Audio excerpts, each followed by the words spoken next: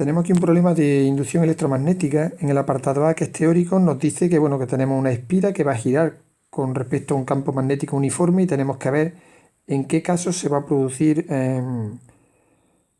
fuerza electromotriz inducida, en cuál de los dos casos. Primero cuando el eje de giro es paralelo al campo magnético y después cuando son perpendiculares.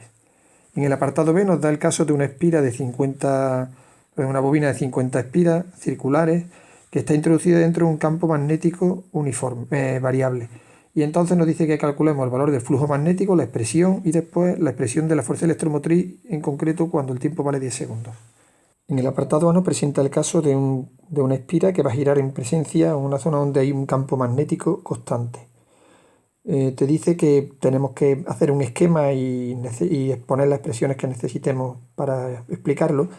Si existe la aparición de una fuerza electromotriz inducida en dos casos. El primer caso de ellos, el campo magnético es paralelo al eje de rotación, que sería este. Tenemos el eje de rotación aquí pintado en negro y este sería el campo magnético. Si nosotros representamos, vamos a suponer que esto es un plano perpendicular o que contiene al eje de rotación, tendríamos que esta superficie, que ahora mismo estaría perpendicular al plano, la superficie de la espira se representaría por un vector acordado. Una superficie se representa por un vector perpendicular a la superficie, luego esta superficie de la espira estaría representada por este vector S.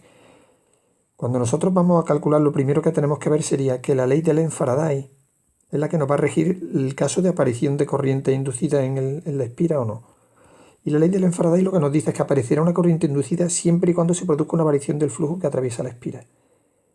El flujo será igual a B por S multiplicado escalarmente, es decir, sería B por S por el coseno del ángulo que forman. Si nos damos cuenta, en este caso, el vector B y el vector S están formando un ángulo de 90 grados, por lo que el coseno de 90 grados vale 0 y el flujo valdría 0.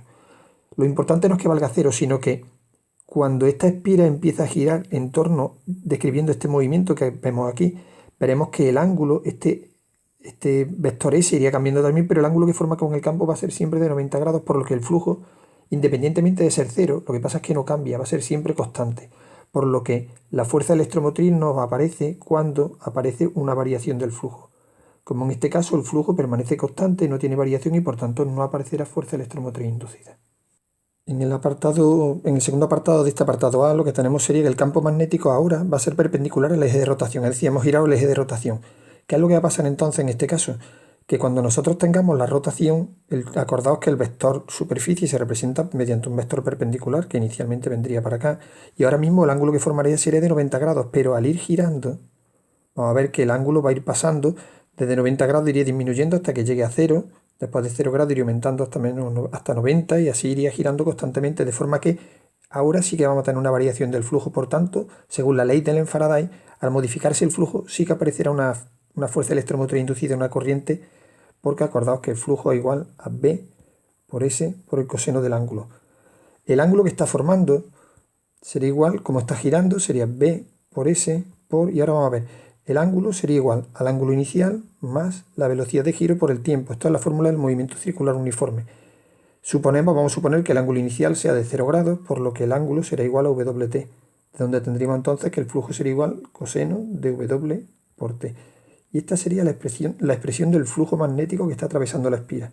Que si os dais cuenta, conforme vayamos dándole valores al tiempo, el coseno irá oscilando entre más 1 y menos 1, por lo que el valor máximo del flujo será B por S. La fuerza electromotriz inducida sería igual a menos derivada del flujo con respecto al tiempo, lo que es lo mismo, menos derivada con respecto al tiempo de la expresión del flujo, que sería B por S por el coseno de WT. Haciendo la derivada, B por S son valores constantes, por lo que saldría fuera, me saldría menos B por S por, vamos a hacer la derivada, sería la derivada de lo que hay dentro de la función, que sería WT, la derivada sería W, por la derivada del seno de WT, que sería la derivada de la función, sería menos seno de WT.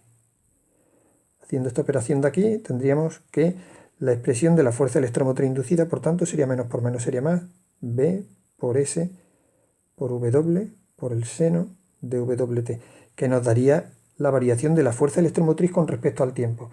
La fuerza electromotriz máxima, aunque no lo pregunta, La fuerza electromotriz máxima sería cuando el seno o el coseno valga 1, por lo que sería más menos B por S por W. Ese sería el valor de la fuerza electromotriz máxima. Luego, en este caso sí que aparecería fuerza electromotriz inducida con estos valores. Acordaos que esto se mide en voltios. En el apartado B nos dice que tenemos una bobina formada por 50 espiras circulares de radio 0,05 metros que están orientadas de forma que el flujo máximo, es decir, si tenemos aquí el enrollamiento, en este caso la bobina, pues el flujo máximo sería cuando el campo es perpendicular a la espira, es decir, el ángulo que forman la espira y la superficie de la espira. Recordad que la superficie se representa por el vector perpendicular, es de 0 grados. Y nos dice que está introducido un campo magnético variable que vale 0,5t más 0,8t cuadrado. Nos dice en el primer apartado que calculemos cuánto vale el flujo magnético que atraviesa la espira y después que calculemos la fuerza electromotriz inducida en el instante t igual a 10 segundos.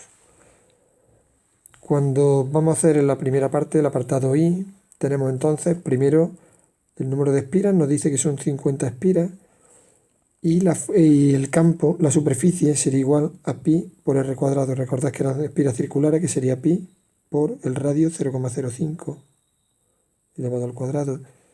Y esto me daría un valor de 2,5 por 10 elevado a menos 3 metros cuadrados. Aquí tendríamos ya la superficie de la espira. El flujo sería igual a B por S por el coseno del ángulo que forman los vectores B y S. El campo nos hemos dicho que valía 0,5 t más 0,8 t cuadrado por la superficie 2,5 por 10 elevado a menos 3 por el coseno del ángulo que forman, que hemos dicho que sería de 0 grados. Esto me daría, por tanto, un valor del flujo que sería igual a 0,0125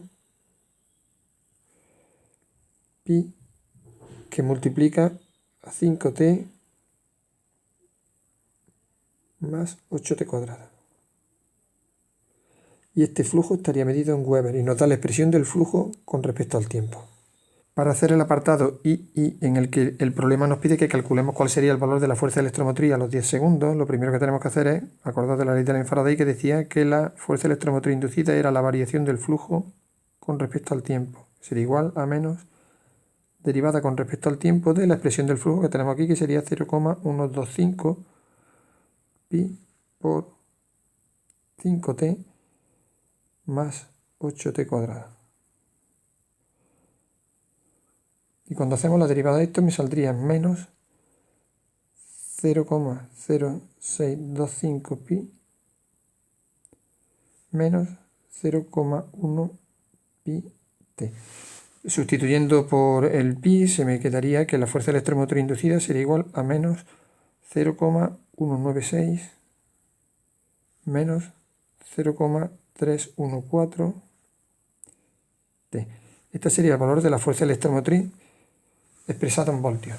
Si nosotros lo que queremos es calcular el valor cuando vale 10 segundos, lo único que tendríamos que hacer sería sustituir aquí el tiempo por 10 segundos.